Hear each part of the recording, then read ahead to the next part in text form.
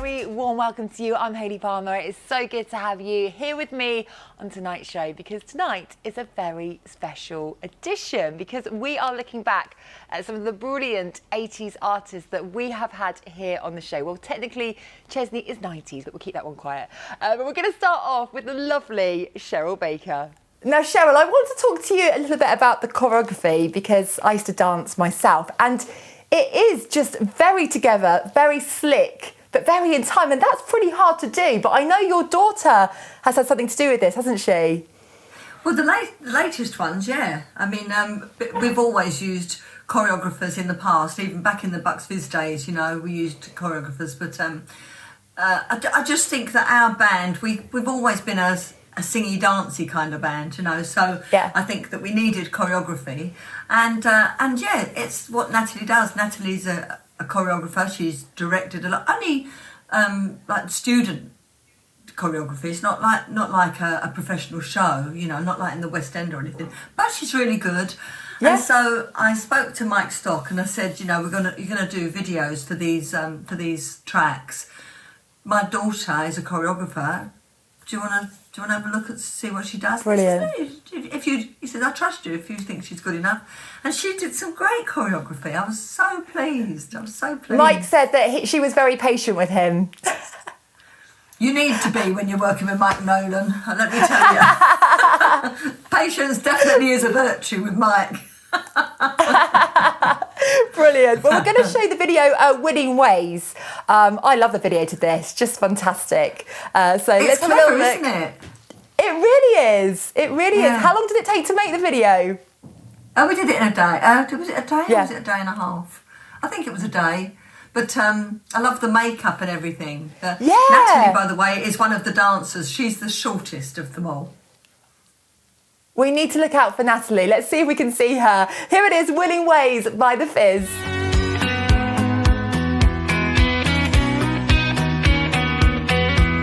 Next up, he's the one and only. Oh yes, it's only Chesney Hawkes. Chesney and Jessie, it's great to have you on the show. How are you both? We're good, yeah. Yeah, we're doing great, Hayley. Yeah, so you guys are obviously over in LA at the moment. We're here in the freezing cold. How's lockdown life for you guys? Well, you're right. It is sunshine here. You know, I know you hate me for saying that, right, Jess? It's beautiful. Yeah, it's a blue day and it's got sunny and just clouds and stuff. It's really cool. It's beautiful out every day. Sorry about that, England. Wow. Thanks for that, Chesney and Jessie. Don't worry about us guys in the rain here. It's all cool. But no, it's an absolute pleasure to have you on the show. And we're going to be talking about your new film, The Gift, after the first song we're going to play out. Now, Chesney, you knew coming on this show, we have to play out the one and only. It's my karaoke song. Is it? How do I not know that? Yes. Yeah. Yes, the one and only. It's the one I go for, but I do it really badly, so I do apologise in advance. I have to see that. I want to see that in action. Yes, you would be horrified. You really would. So here it is, Chesney Hawkes with the one and only from 1991. Here we go.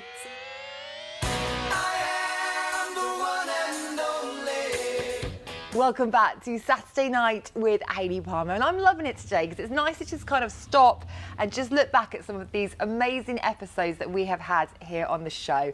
And now I introduce to you the brilliant Mike Stock.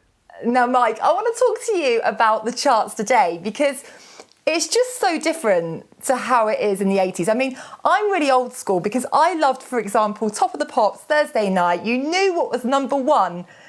You know, 7:30 to 8 o'clock, brilliant. I had my Smash Hits magazine, I had my Jason Donovan poster on the wall. And it's all changed now. The digital world has really taken over, hasn't it? Well, I think we're missing something. You know, there's that phrase, chucking the baby out with the bathwater.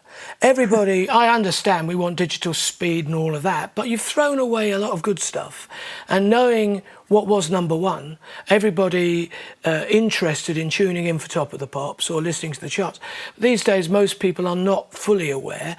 And, of course, when you were buying records, it was good old-fashioned cash over the counter. You know, you went into a shop. Yeah, I saved up my pennies. I did my the housework to get my money to go and buy Too Many Broken Hearts. Well, so now the charts are made up of a mixture of streams and whatever. And so you don't know which way is up. And I certainly don't know what's number one. I get the charts every week because they're sent to me, but I don't bother reading them. Lady Gaga. Oh, she's there, is she? Okay, fine. Fair enough. Brilliant. Well, let's talk about Kylie, because she was just the perfect package. I mean, she looks good, she can sing, she can dance. Obviously, she was in Neighbours. She was just 19 years old, wasn't she? Yeah, she was very young. Very young. And when she walked in the studio, I was not ready for her. In fact, Really? Pete Waterman had forgotten to tell Matt and me that she was coming. And so No. we... It's Kylie. Well, no one knew her. You didn't know that, yeah.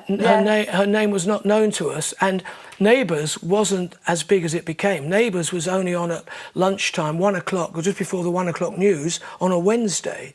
So it hadn't moved to the tea time slot. So that's when we first knew of her. She walked into my studio, and our business manager said, "Kylie's here," and I said, "Well, who's she?" And then he said, "Well, she's been here all week waiting for your call to make a record." So Matt and me, we thought, God, what we're going to do? So I just said to David, our businessman, just sit her in the room next door with a cup of coffee, and I'll get back to you. And we wrote "I Should Be So Lucky." Yeah, we wrote that there and then for And is it true that you wrote the song in 20 minutes? Well, I mean, we wrote it, recorded it, got her vocals out of the way and got her out of the building to get back on the 4 o'clock flight to Melbourne. So she only arrived, so we did the whole process in three hours. She was arriving about 1 o'clock, as well as writing it. So the whole lot was done. You know, but once you're like Matt and me, we were having hits. We were on the money. We were on the ball. We were everything was lined up. The studio, the staff, everyone was ready. Press the button, and we run. So we were good at it then. We could do that. Absolutely. Well, here it is. I Should Be So Lucky. Kylie Minogue, 5 weeks at number 1 in 1988. I'll try not to sing along here. Here we go.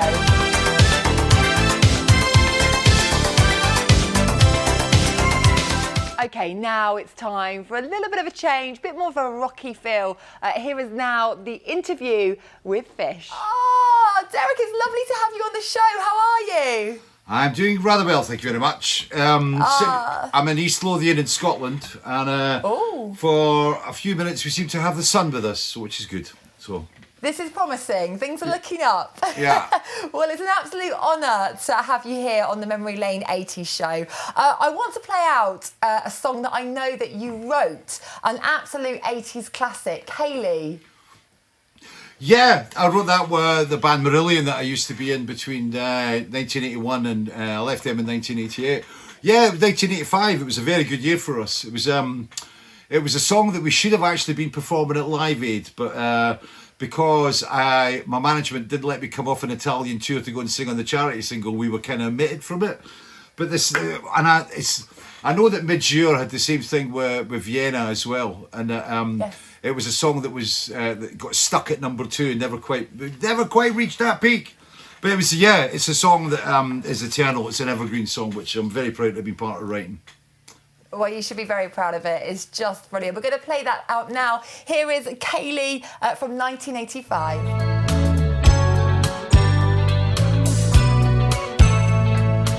Welcome back to Saturday Night with Hayley Palmer. We are in the right place because we are taking a little trip down memory lane, looking back at some of the brilliant guests we have had here on the show. And we now introduce to you none other than Mr. Paul Young. So, Paul, let's rewind. How did it all start for you? I mean, did you always know you could sing, and did you always want to get into show business? Give us the goss. I always liked music, really, and I was buying records from about 14. I'd had rudimentary piano lessons and the same with the guitar. So I had an understanding of sound and what was going on the records that I liked and why I liked them. So then when I was 16, 17, I joined a band. I was working on Vauxhall Motors, saving my money so I could get a guitar and amplification. And so I played bass guitar for quite a while, actually. And then I started to edge my way in. We had a lead singer, but I kept, please, can I do a couple in the middle? And so they let me do a couple of songs, which of course were in a completely different style to the rockier stuff that the band was doing. So it seemed a bit strange at first. But then we found the blues, and blues was soulful, but still had a rock edge to it, and that worked great. So then I did more of the bluesier numbers, and it got to the point where, although I was enjoying the bass, and the drummer said he really enjoyed working with me, I really was enjoying singing a lot more. And so eventually I joined a band as a singer in 1976. Wow. And I mean, you have just had an incredible career. You've worked with some of the greats. Is there any point where you can just be like, wow, that was my absolute favourite bit of my career?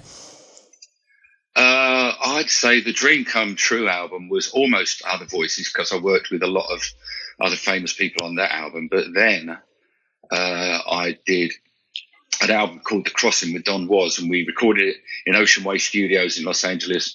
We used all the great, not just the great session players at the time, but we had people in like the Memphis Horns who played with Otis Redding, and Billy Preston, who was one of my heroes, not just a great, incredible organ and piano player, but a beautiful voice. And then Tony Joe White was like swamp rock that I'd grown up with from when I was about 14. And so when you listen to people's records as a teenager, and then not only do you cover Tony Joe White's song, but he comes in and plays guitar and harmonica on it, I could believe my luck. You know? Wow, just brilliant stuff. We're going to play out the next song, Love of the Common People. Now, I think you tweeted once, you said this is the song that people really do request. They want you to sing this one a lot, don't they? Yeah, they do, and they don't want me to change the arrangement. I did, because I got bored with it, and I made it a little bit more like Little Feat, a bit more R&B, and I was playing in Israel, and they said, no, now go back and play it again, because you didn't play it like the record. They were so disappointed. Well, I learned a lesson there. Yes, big lesson learned. Well, here it is, Love of the Common People. It was number 2 in 1983. Why wasn't it number 1, Paul? Well, there are probably a couple of other records in the way, but it should have been.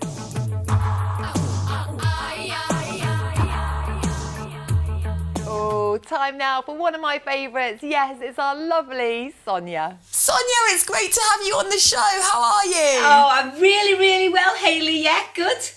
Oh, it's really, really good to have you here. How's lockdown been for you? Whoa, it's been a bit tough for everyone, hasn't it, really? You know, I've got a little girl at 10 and we've been trying to homeschool her, but it's been fine. We've got through it. It's okay. Yeah, we're getting there. We're going to cheer ourselves up on the programme tonight and play out lots of your songs, Sonia. We absolutely love you here on the Memory Lane 80's show. And the first song we're going to play, my favourite, You'll Never Stop Me Loving You. Now, is it true that Pete Waterman had a radio show in Liverpool and a girl phoned up and said, I split up with my boyfriend, but I've got a message for him. You know, I just want to say you'll never stop me from loving you. Is that right? I believe so. That's what Pete says. But when I went in the studio with Mike, he wrote the song so quickly. I just couldn't believe it. And I knew that it was going to be a hit because it was such a fantastic hook in the chorus. It was amazing.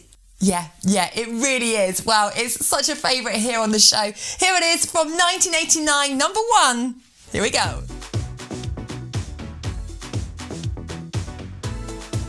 Welcome back to Saturday Night with Hayley Palmer. What a show so far. We are looking back at some of the brilliant guests that we've been lucky enough to have here on the show. And here is the one where I spoke to Jeffrey Daniel from Shalimar.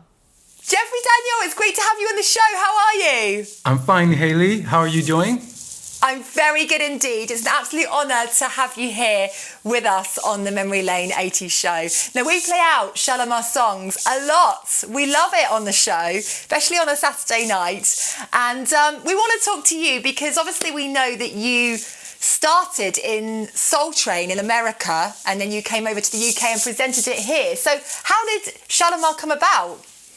Okay, Shalimar came about as I was a dancer on the Soul Train television show, and I became one of the most prominent dancers on the show because of all of my antics I would do. I would do handstands on skateboards coming down the Soul Train line. I would drag. Wow. I would dance with a mannequin. Me and my dance partner Jody, we staged a fight, and they thought it was a real fight. But I would just do outlandish things on the TV show. And then I just had this perfect afro. And so I started getting noticed. So little did I know that the producer of the TV show, Don Cornelius, would start a record company, Soul Train Records. Right. So it all came about when they formed a Soul Train gang singing group, which I auditioned for, and I didn't make the cut, and I was devastated. But No! one of the members dropped out, and they put me in to replace him, but that was at their 12th hour. So Don called and said, Jeffrey, I'm not going to be bothered with this Soul Train gang anymore. It's not going to work. But I want to build another project around you. Because they liked my energy and this and that. And they asked me, did I know a girl who could sing and blah, blah, blah, blah, blah. And I had to teach Jody how to sing because Jody Watley had never sang before. Her mother is in the adult choir at our church, and I'm in the youth choir, and Jody always sat in the congregation. So she had it in her. She had just never tested it. She had never brought it out. And so we just had to bring it out of her, and there you have it. And so that's the real genesis of Shalimar. And the name came from our very first producer from Morocco. His name is Simone Susan. And he's the one who gave it the name Shalimar because he knew about the Shalimar Gardens in the Middle East. And there's a French perfume called Shalimar with a L-I. Oh, I need that. He took away the I and put an A there. So now we look at it as the French perfume is the fragrance of the flowers of the Shalimar Gardens. Well, I love that. Our Shalimar, we are the fragrance of the sound of R&B and funk and dance music. Absolutely. Well, like I said, we love you guys on this show. I mean, you had great success. You sold over 25 million records worldwide. We're going to play out one of them now, A Night to Remember. It was number 5 in 1982. Here we go.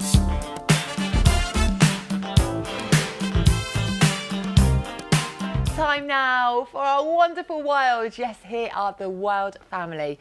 By the way, with a very funny anecdote. Now, your next song we're going to play out is Kim's charts hit, Cambodia. Because obviously you wrote the song, and obviously Kim, you performed a bit. On this album, you're singing the song, is that right? In my album, I Yes. sing it. Yeah, I wrote it. I wrote it with Ricky, my son. Ricky came up with the melody idea, and I came up with the lyric idea. And it was at that time it was there was a terrible war going on in Vietnam, and with that situation, and Cambodia, I knew was there were a lot of clandestine things happening. There's some terrible things were happening out there, and I thought it would be nice to write a love story of a girl who was married to a pilot, and and he doesn't come back. There was one lovely story with this. We cut the track, and it was starting to sound pretty good. It was, and the lyric. I remember sitting downstairs in rack writing this lyric, and this whole picture, this whole story was coming. I could see this girl, could see the pilot, could see this going on. And so anyway, we got the track. It was great. We were all sitting behind the desk.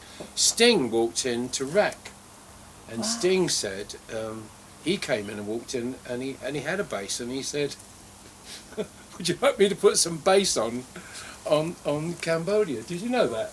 No, Dad, I didn't. Yeah, he did, and so he put some bass down. Don't tell me you didn't like what he played. No, it wasn't that. It's we didn't want what he was playing. Oh, you didn't. Oh, no. That's right.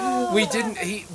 Because it was, and I can tell you, it was the bass part was bum bum bum bum bum bum bum bum. So what did Sting play? What did he play? Oh, he probably dum dum dum dum dum dum. No, he didn't know. I mean, one of the best bass players in the world, and we said no because it isn't dum dum. Oh dear. Aww. But I'm sorry, Sting, because we love your work still. I've got to say, we do. Roxanne was named after. I've got to say, Sting. Oh yeah, Roxanne. Hey.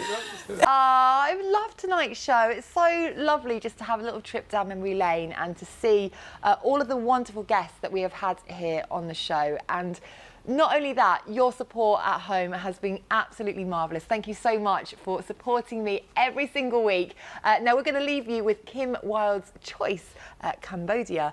And I will see you same time, same place next week.